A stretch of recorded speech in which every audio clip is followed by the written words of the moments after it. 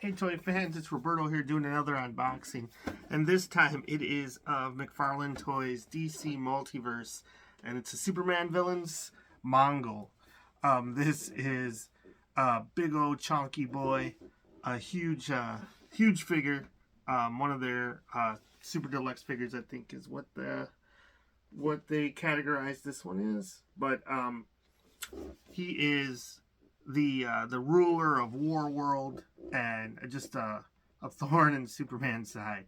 But you know, one of a classic villain. I don't think he's like dark side level of strong, but he's still pretty strong and can put a whooping on the Justice League if he needs to. So, but regardless, let's pop him open after take a look what's inside.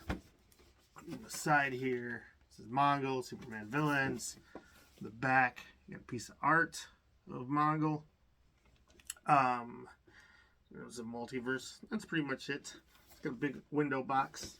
But over the past, I would say the last couple of years, he was featured in the Action Comics, I want to say, for Superman. There was a storyline where they had like I want to say going back to War World and having like a gladiator Superman fighting, because that's Mongul's thing. Like War World is just like a entertainment gladiator arena planet type deal where he's always got he's up to no good, man. Dude's a giant troll. He's always just causing trouble. One of my all-time favorite Superman stories was from, what do you call it, Alan Moore. And back in the day, I want to say it was in an annual, Superman annual. It was called The Black Mercy. And that was pretty cool, where Mongul had a plant, an alien-like plant, like called the Black Mercy. Looks pretty awesome outside of the box, actually. That he attached to Superman, and it gave him a life, like the life that he always wanted in his head, but he was trapped. He didn't know it. So it was featured on what do you call it? The Justice League animated show, and that was one of the better episodes I thought. Anyways, snip that. Snip anything else here. So yeah, pretty good villain when it comes down to it. But still haven't seen him in like a live action version of Mongul. Hopefully they get to it at some point where we can see some outer space shenanigans starring Mongul. But this is a really big piece of plastic. Let's see, it looks like he has some articulated legs if the paint goes. Geez, there it goes. It's got double jointed knees. Wow, it's pretty stiff. It's got some toe crunch. That is a serious toe crunch down there. What else has he got here? He does not. He feels a little bit hollow, to be honest. But not bad. Just a little bit different than I was expecting. He might be honestly the same weight as the Frankenstein figure, but the Frankenstein figure had like a coat on, so he felt a little heavier. He's got like some kryptonite gauntlets on. It's pretty nice. He's got a terrifying face. Look at those teeth. Holy, oh man! And the eyes. He's got this little helmet on. It's also very creepy. Looks like his head is too big for it. It's got a little, I don't know what it is on his back. I don't know if it's a breathing apparatus or or what, but just some little backpack on his neck there.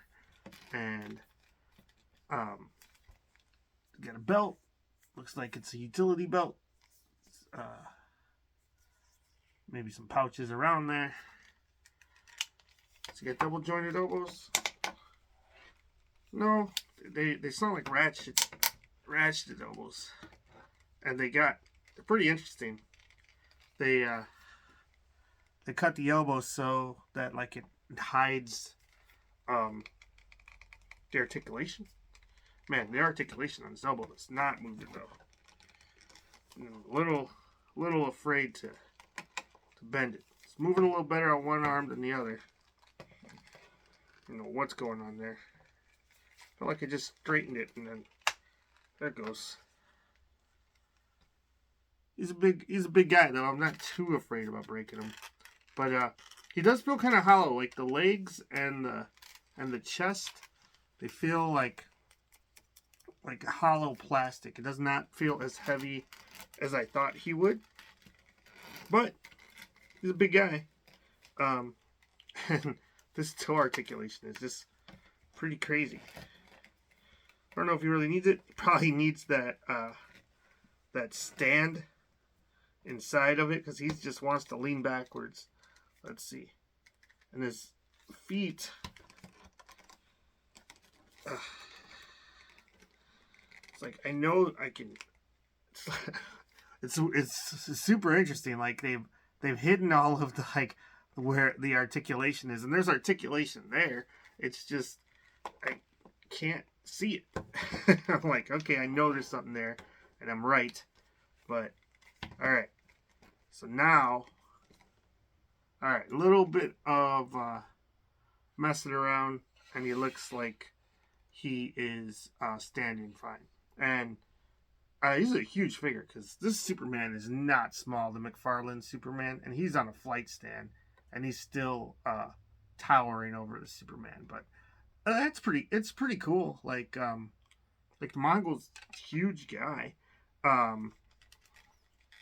I feel like, I don't know, is it completely accurate? Probably not. I always thought he's a little wider, but whatever. Looks awesome. He's got like, looks like maybe some sort of kryptonite necklace or something. I don't know what's going on here. I really like the Sinestro Corps War one where he had all of the Sinestro, the yellow rings.